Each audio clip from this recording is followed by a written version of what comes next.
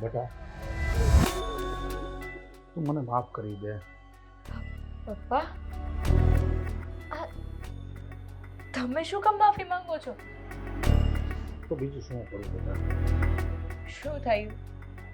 મેં લગ્ન માટે તો હા પાડી દીધી, હવે વળી પાછું શું થયું?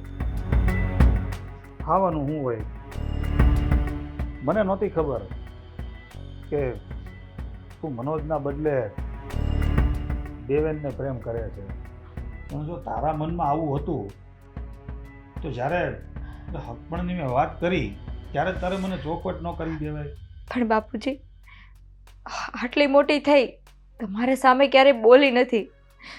ઘરમાં શું કરવું શું નહીં બધા ફેસલા તમે કર્યા છે, તો મને નહોતી ખબર કે તમે મનોજ સાથે લગ્નની વાત કરો છો. બેટા તારે એટલું તો સમજવું પડે ને કે મેં તારા ભાભીના ભાઈ હારે તારા હકપણનું નક્કી કર્યું, તો પછી જેનો મોટો ભાઈ છે એની હારે જ હું નક્કી કરું ને. પપ્પા, હું દેવના પ્રેમમાં એટલી આંધળી થઈ ગઈ હતી કે મને એના સિવાય કંઈ દેખાતું જ નહોતું. હા બેટા, તું દુઃખી હતી, તને આ વાત ગમતી નહોતી, તું મનમાં ને મનમાં પીડાતી હતી, પણ હું તારી વાતને સમજ્યો જ નહીં. હકીકતમાં એક માવતરને પોતાના સંતાનની પીડાને સમજવી જોઈએ. બસ મેં તારી આ પીડાને સમજી નહીં ને એટલે જ હું તારી માફી માંગુ છું. હવે શું ફાયદો? બેટા દેવેન આવ્યો હતો, એણે મને બધી વાત કરી છે. હું બહુ દુઃખી હતો અને કહેતો હતો કે એ હંમેશા માટે અમેરિકા જાય છે. શું વાત કરો છો પપ્પા? ક્યાં છે દેવ? હમણાં જ આવ્યો હતો, અમને બધાને મળી અને રજા લઈ અને હજી હમણાં ગયો જ છે. અરે પણ બેટા રાશિ,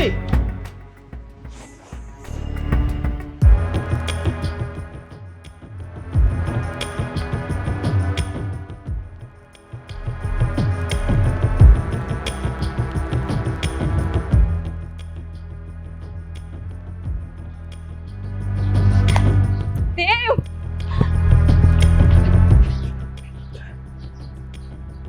ક્યાં જાય છે તું? આ શહેર છોડીને ગયો. પણ કેમ? શું કામ? ક્યાંય નથી જવાનું તારે. શું કામ જવું છે? આટલું થઈ કઈ ઓછું છે? હવે શહેર છોડીને જવાની વાત કરે છે. રાશિ, હું તને ને મારા મોટા ભાઈને સાથે નહીં જોઈ શકું. પ્લીઝ મને જવા દે, પ્લીઝ. નહીં દેવ, હું તને ક્યાંય નહીં જવા દઉં. તારે અહીં જ રહેવાનું છે. આ માન્યું, આ તમારા બધાની વાત માનીને મનોજ સાથે લગ્ન તો કરી લઈશ, પણ એક આશા છે કે તને અહીંયા જોઈને મારી આખી જિંદગી કાઢી નાખીશ. પણ હું નહીં જોઈ શકું તમને બંનેને સાથે. જોવું પડશે, તે જ કીધું તું ને. મારા ભાઈ સાથે લગ્ન કરવા પડશે, કરી લઈશ, કઈ વાંધો નથી, પણ હું તને જોયા વગર નહીં રહી શકું. રાશિ, મને ખબર છે તું મને પ્રેમ કરે છે, પણ મારાથી નહીં થાય. પ્લીઝ માન મારી વાત. પ્લીઝ તું જા અહીંયાથી યાર, તું જા. દેવ! દેવ!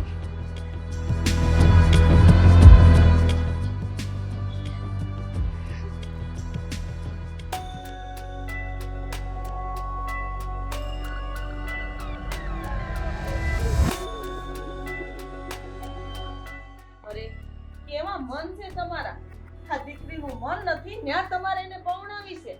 તમને હું કહી દઉં છું, જ્યાં મારી દીકરીની ઈચ્છા હશે ને ત્યાં જઈને હું પરણાવીશ. હા પણ તો હું ક્યાં એને ઈચ્છા વિરુદ્ધ લગ્ન કરું છું? જ્યારે આ બધું હકપણ કર્યું ત્યારે રાશિ દીકરી હાજર જ હતી અને એની હાજરીમાં તમે બધી વાત કરી.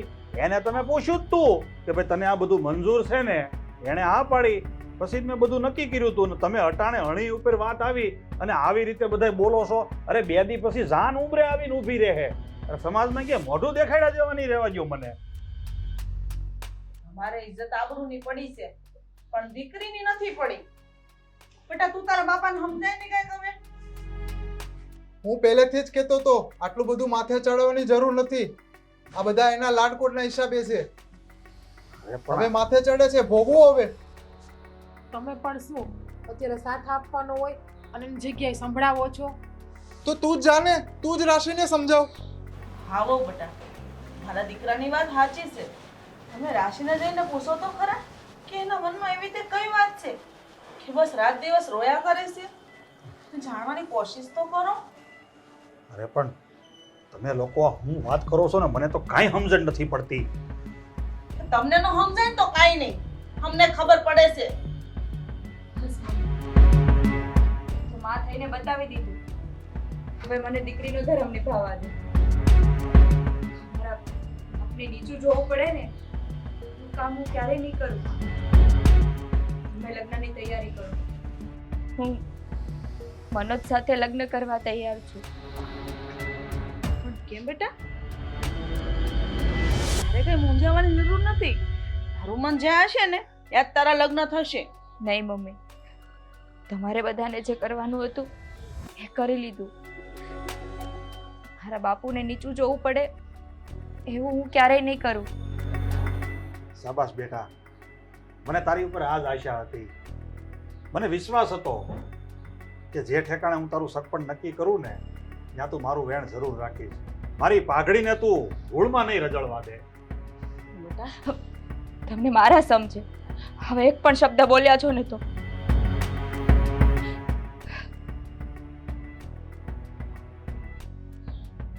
હવે તમે લોકો છે ને બધા આવા ખોટા મનમાં વિચારો ઊભા ન કરો, ખોટા વહેમ ઊભા ન કરો.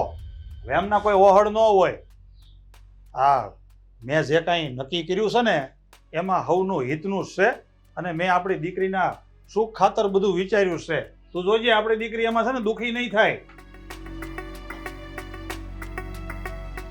મને તો એ નથી સમજાતું કે તમે તમારા દીકરીને જોઈને એટલું નથી સમજી શકતા કે એના મનમાં એવી રીતે કઈ વાત છે એની માને પણ નથી કરી.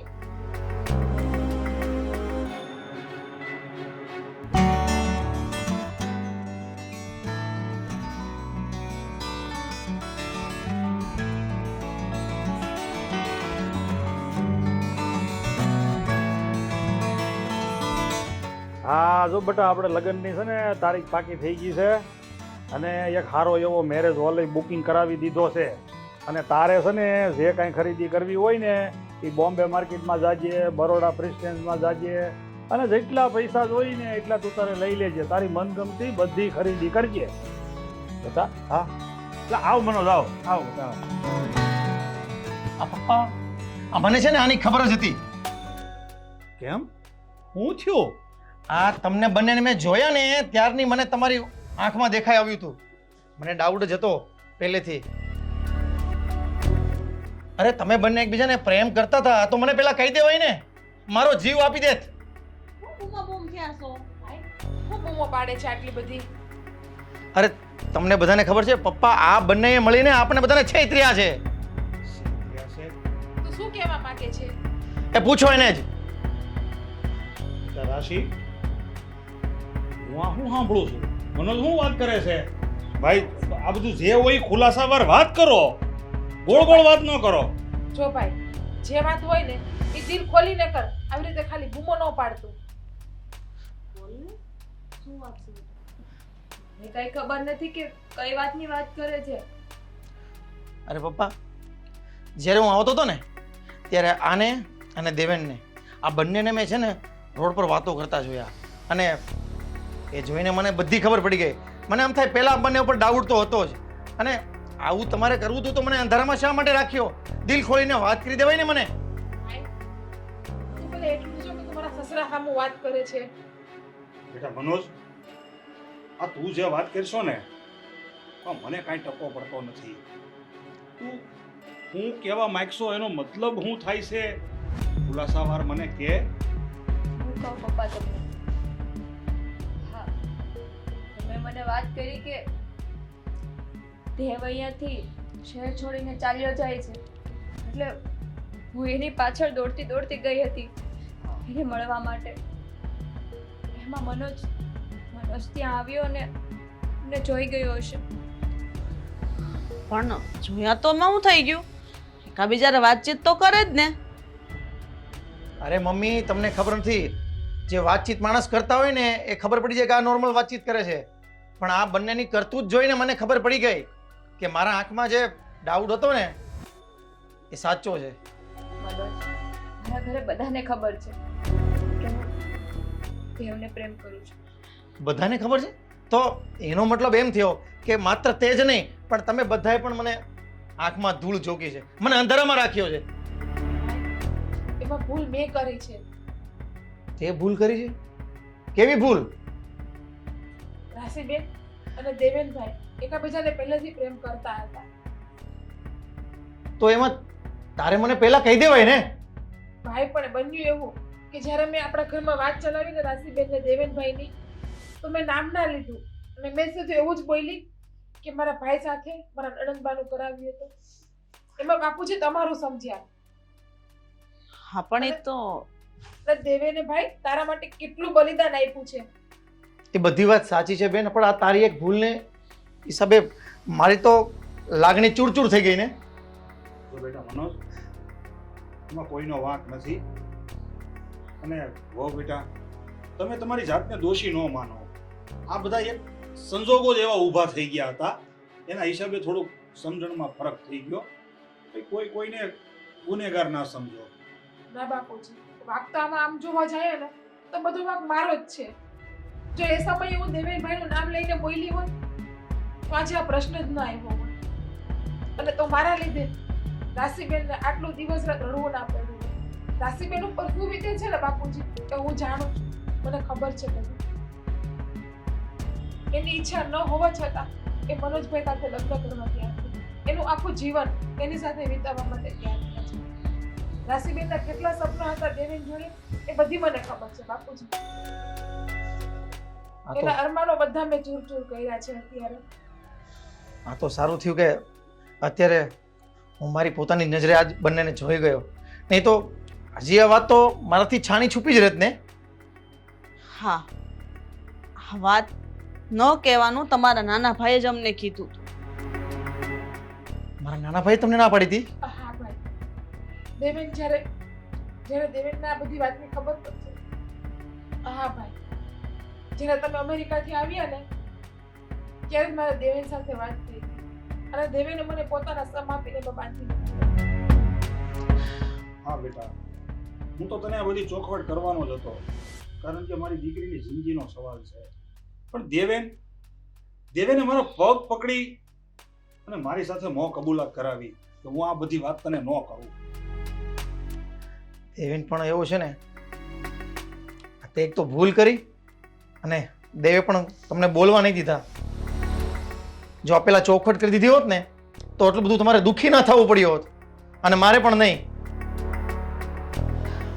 તમને બધાને ખબર પડી જ ગઈ છે ને, તો એક વાત ચોક્કસ કહી દો, આજ પછી મારા લગ્નની વાત ક્યારેય નહીં કરતા.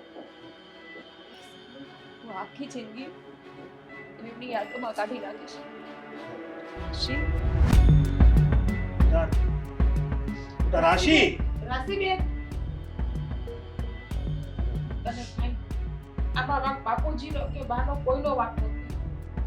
એમને પણ આજ સવારે જ ખબર પડી જ્યારે ભાઈ આવ્યો ત્યારે દેવેન એ પણ એક એવા આવ્યો કે હવે હું અમેરિકા જાઉં છું અને દેવેનભાઈ હંમેશા માટે આ શહેર મૂકીને અમેરિકા જતો રહ્યો છે.